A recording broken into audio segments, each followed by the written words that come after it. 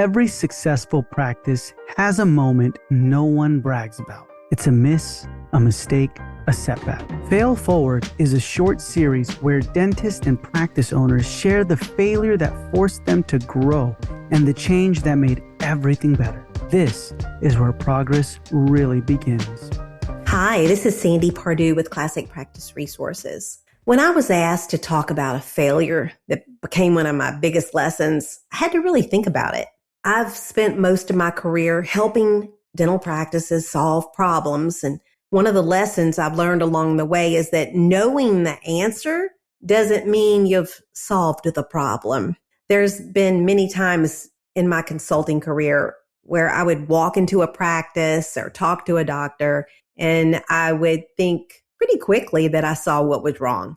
I could see very easily that maybe collections weren't being managed. Their AR was totally out of control, or maybe patients weren't being followed up with because I'd pull a report and the unscheduled treatment was huge and the retention was terrible and there just wasn't enough accountability in the practice, or maybe the team wasn't following the systems that the practice already had in place. I would be thinking like, okay, here's what we need to do. I know exactly what we need to do. And so we'd start putting these systems in place and we'd train the team and we'd give them the tools. But I'd become frustrated at times when I came back and I'd follow up with the doctor and discovered that they were no longer doing what we taught. And that was my failure. Now we're talking early on, right? So experience is everything. And I definitely have a lot of experience, but that was my failure early on.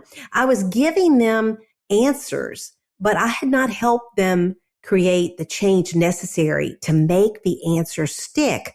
And I would always remember the investment that the doctors were making because, our fee was a generous amount. And so it was always really important to me to be able to give a good service and the doctors be very happy with what they had paid us because they got a lot more in return. So again, I was like, felt like I was giving them the answer, but it needed to stick. There's a big difference in just giving somebody a lot of tools and say, go do this, right? And having it lasting. It's actually something I see a lot with continuing education, with CE, because I give a lot of seminars and people get excited. They come and they're so excited. They want to go back with their team and implement things. And they take a lot of notes and boy, they're ready to do it. They're ready for the change. Sometimes they'll even meet after the seminar. I have people that will hang around, or maybe they decide, okay, we're going to go out to dinner. We're going to talk about what we're going to implement first. Or maybe they set up a meeting for the first day of next week. And it's all great. They make decisions about what they want to do. But then what happens? They have an emergency patient. The phone starts ringing. Patients start coming in there. Somebody on the team calls in sick. Within a few days or weeks, all of those great ideas and things they wanted to implement are now forgotten. And it isn't because what they learned wasn't valuable. It was because the education and the implementation are two very different things. And I think most people listening have the reality of going to CE, getting excited, and the implementation being the hardest part. So that lesson changed the way we approach our consulting. So I learned that when something isn't working, you have to stop and determine what's the real problem here. So I tell doctors all the time, most performance problems in a practice are going to really fall into one of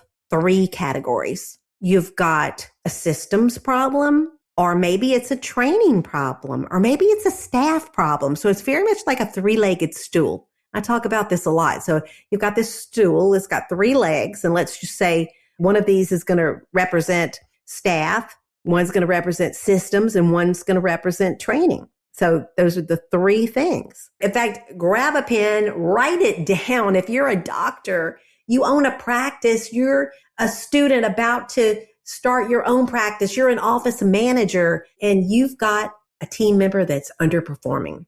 All you have to do is remember, is it a systems problem? Is it a training problem? Or is it a staff problem? Is it one of these? Or maybe it's two of these. Maybe it's three of these. So just remember those three things. And if there's no clear system for how something should be done, Well, that's a systems problem. If you've got a good system, but the person hasn't been trained to follow it, well, there's your training problem. But what if you have a good system and you're working to get somebody trained and the expectations are clear and you have worked with them, you've got this accountability that's built in, but you know what? It's still not happening. Well, that may be a staff problem. You know what people do? They try to fix team members that are underperforming by writing another system. And that is not a good thing to do. You cannot fix a systems problem by firing someone. That's what we see a lot of practices. They're constantly having to hire. People are quitting or they're getting fired because they're underperforming. Doctors are complaining about it, but they never had the right systems, or they did have systems, they weren't training people. So you have to keep all of these things in mind. And most importantly, the thing that we see the most is people try to fix their systems problem by replacing team members and hiring someone else. And that doesn't work either. And they're constantly hiring and they're wondering why they're scratching their head, why they can't keep anyone. And if you can't fix a training problem, you just can't fix that by telling someone to do better. That doesn't work. That's not how you fix your training problem. You have to really diagnose the right problem before you can solve it. So which one is it? Is it systems training or staff? And again, it could be more than one. And that became a huge lesson for me as a consultant. I don't really these days think our job is simply to walk into a practice and tell people what they're doing wrong and hand them a list of things that they need to change. Now you go change that. No. It's more about helping them implement these recommended changes and assign the responsibility, which is so important, and train the people that are responsible. Get them trained on those systems, measure the results, and then follow up to make sure that these changes become part of how the practice operates. And one very important thing is the right systems connect to one another, which helps that accountability be built in, which I think is really important. And because I've learned something else over these years, what isn't assigned usually doesn't get done. So when you have everybody responsible for things, especially in your admin area, things get left undone. And then what isn't measured and followed up on usually doesn't stay done. So if I had to really describe my fail forward lesson, it would go something like having the right answer isn't enough. Real change is going to happen when you help people turn that answer as to which problem it is into a system that they can actually sustain.